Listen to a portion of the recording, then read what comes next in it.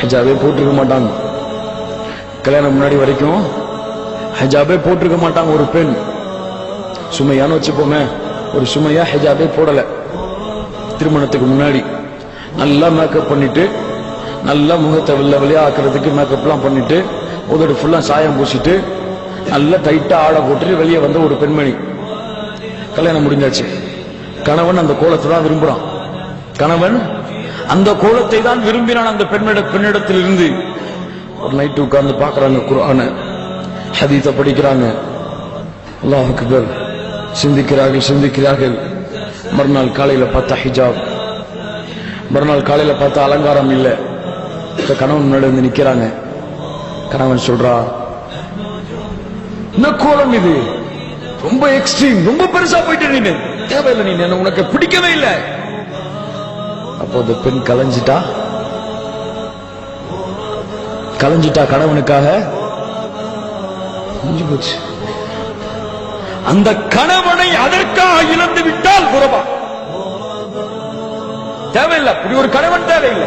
அல்லாஹ்வுடைய கட்டளைக்கு மாற்றம் செய்யக்கூடிய மனைவியும் தேவையில்லை. தலாக் சொல்லி விடுங்கள். அல்லாஹ்வுடைய மார்க்கத்திலே அனுமதி இருக்கிறது.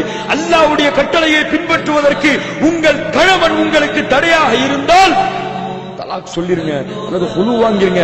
அதை விட சிறந்த கணவனை அல்லாஹ் உங்களுக்கு கொடுப்பான் என்ற நம்பிக்கையோடு அல்லாஹ் கொடுப்பான் உங்களுக்கு இன்ஷா அல்லாஹ்.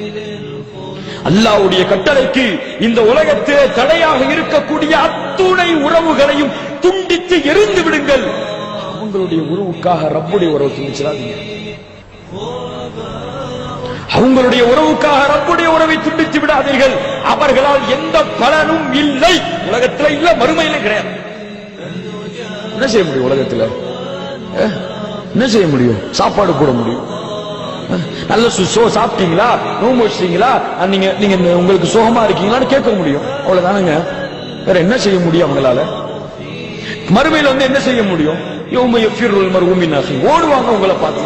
அப்ப என்னத்துக்கு அந்த உறவு? எதற்கு அந்த உறவு? அல்லாஹ் கட்டளையிட்டு இருக்கிறான், உறவை பேணும்படி பேணுகிறேன்.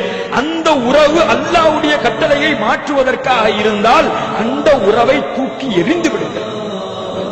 அல்லாஹ் சொல்லியிருக்கிற மாதிரி ஹலாலான முறையில அவங்களுக்கு என்னென்ன உரிமைகள் நிறைவேற்றணுமோ அந்த உரிமையை மட்டும் நிறைவேற்றிட்டு வாழுங்க.